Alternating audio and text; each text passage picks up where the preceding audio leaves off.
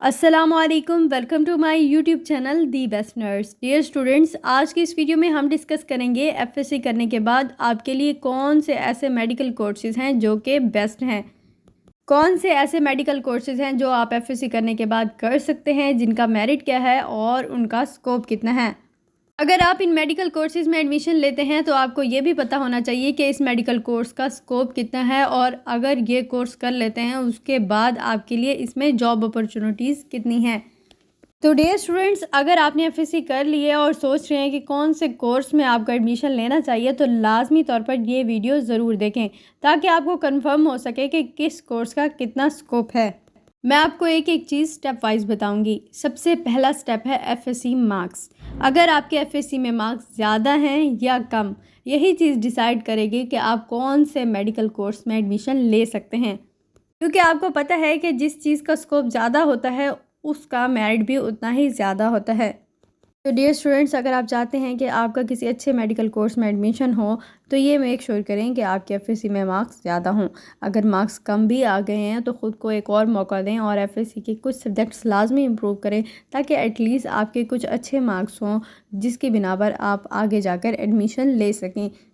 ये मैं तमाम स्टूडेंट्स को गाइड करती हूँ कि अगर आपके एफएससी में कम मार्क्स हैं तो लाजमी तौर पर एक दफ़ा इम्प्रूव ज़रूर करें, क्योंकि आगे आपके फ्यूचर का सवाल है। इसी बेस पर आपको एडमिशन मिलेगा। मैंने आपके एफएससी मार्क्स को देखते हुए दो कैटेगरीज़ में आपके लिए मेडिकल कोर्सेज डिवाइड किए हैं। सबसे पहले है जिन स्टूडेंट्स के एफएससी में मार्क्स कम हैं तो वो 2 ईयर डिप्लोमा प्रोग्राम्स अपने लिए देख सकते हैं। ऑल दो मैट्रिक वाले स्टूडेंट्स भी इसमें अप्लाई कर सकते हैं, लेकिन आजकल एफएससी स्टूडेंट्स को प्रेफर किया जा रहा है। एक ऐसे डिप्लोमा प्रोग्राम जिनको करने के बाद फ़ौरन आपको जॉब में मिल जाएगी। सबसे पहले है एलएचवी यानी lady health visitor, female students के लिए बेस्ट है। ऑपरेशन थिएटर टेक्नीशियन, ये भी बेस्ट है। रेडियोलॉजी का आप एक्सरे का डिप्लोमा कर सकते हैं, कार्डियोलॉजी का कर सकते हैं, और इसके अलावा आई टेक्नीशियन बहुत डिमांड है। लैब टेक्नीशियन, इसके अलावा डिस्पेंसरी आप करने के बाद इवन अपनी डिस्पेंसरी भी ओपन कर सकते हैं। इसके बाद है अल्ट्रासाउंड डिप्लोमा, जिसको करने के बाद आप ख़ुद अपनी अल्ट्रासाउंड मशीन लेकर अपनी प्रैक्टिस स्टार्ट कर सकते हैं। स्टूडेंट्स, ये 2 ईयर डिप्लोमा है जिनको 2 साल करने के बाद आपको कहीं ना कहीं किसी प्राइवेट गवर्नमेंट सेटअप में जॉब मिल जाएगी। अगर नहीं मिल जाती, एटलीस्ट आप अपनी डिस्पेंसरी और एलएचवी अगर आपने किया हुआ है तो आप अपना क्लिनिक ओपन कर सकते हैं और अच्छी खासी इनकम कर सकते हैं। इन स्टूडेंट्स के लिए है जो कि ज़्यादा अफोर्ड नहीं कर सकते या वो दोबारा एफएससी इम्प्रूव नहीं कर सकते और जिनके मार्क्स कम हैं। अब दूसरी कैटेगरी है 4 ईयर बीएस प्रोग्राम। स्टूडेंट्स, मैं आपको सबसे पहले ये चीज़ गाइड कर दूं कि अगर आपने अपने फ्यूचर का डिसीजन लेना है, सोच समझ के लें। एटलीस्ट इतना पता कर लें कि जिस फील्ड में मैं एडमिशन लेने जा रही हूँ या लेने जा रहा हूँ उसका आगे स्कोप कितना है, आगे मुझे जॉब मिल जाएगी, नहीं मिलेगी, मिलेगी तो कितनी आसानी से मिल जाएगी। सबसे पहले जो स्टूडेंट्स एफएससी कर रहे होते हैं उनकी विश होती है कि हमारा एमबीबीएस में एडमिशन हो जाए। स्टूडेंट्स, अगर गवर्नमेंट सेटअप में आपका एमबीबीएस में एडमिशन हो जाता है तो वेल एंड गुड, अदरवाइज़ आपको कभी भी प्राइवेट एमबीबीएस में इन्वेस्ट करने की ज़रूरत नहीं है, क्योंकि आजकल एमबीबीएस की इतनी जॉब्स नहीं है। सेकंड ऑप्शन है बीएसएन यानी बीएस नर्सिंग, जो कि आजकल one of the best profession field मानी जा रही है, क्योंकि इसकी गवर्नमेंट प्राइवेट बहुत अच्छी जॉब अपॉर्चुनिटीज़ हैं। अगर आप बीएसएन कर लेते हैं तो आपको अपनी जॉब के लिए परेशान होने की ज़रूरत नहीं। Number 3, PharmD. इसको करने के बाद ये फ़ायदा होता है कि आप अपनी फार्मेसी ओपन कर सकते हैं और अपनी प्राइवेट प्रैक्टिस स्टार्ट कर सकते हैं, जिससे आपका अपना बिज़नेस स्टार्ट हो जाएगा।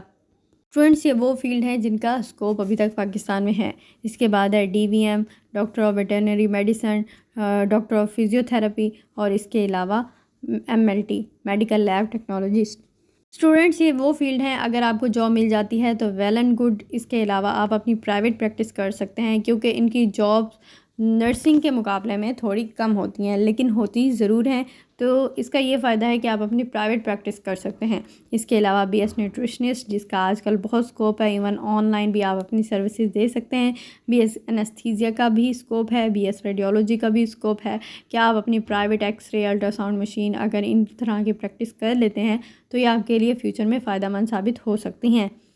काफ़ी सारे स्टूडेंट्स होते हैं जो कि एफएससी कर लेते हैं, उसके बाद उनको फ्यूचर का नहीं पता होता, उनके पहले से प्लानिंग नहीं होती, उनका एमबीबीएस में एडमिशन नहीं होता, वो किसी भी BS program, BS zoology, BS botany में एडमिशन ले लेते हैं, ये भी ना जाने कि इसका स्कोप क्या हो सकता है हमारे लिए फ्यूचर में, हमें कैसे जॉब मिलेगी।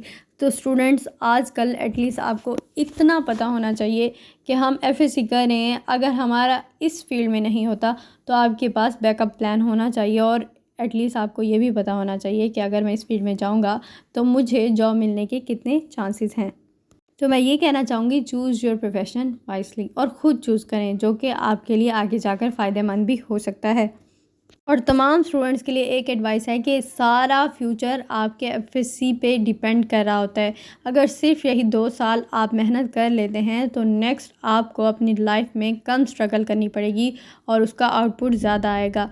तो अगर आप चाहते हैं कि आपका फ्यूचर अच्छा हो, ब्राइटर हो, तो अपने एफएससी मार्क्स जितना ज़्यादा आप कर सकते हैं अपनी मेहनत से उतना करें। स्टूडेंट्स, अगर आप नर्सिंग में एडमिशन लेना चाहते हैं, आपको नर्सिंग से रिलेटेड एक एक चीज़ जाननी है, नर्सिंग फील्ड कैसी है, उसका प्रोफेशन कैसा है, तो आप मेरे चैनल दी बेस्ट नर्स पर जाकर एक एक चीज़ डिटेल से देख सकते हैं। मैं उम्मीद करती हूँ कि ये वीडियो आपको अच्छी लगी होगी। अगर आपको ये वीडियो अच्छी लगी है तो लाइक ज़रूर कर दें, मेरा चैनल सब्सक्राइब कर दें ताकि एक एक इन्फॉर्मेशन आपको टाइम पर मिल सके। Thank you so much. अल्लाह हाफिज़।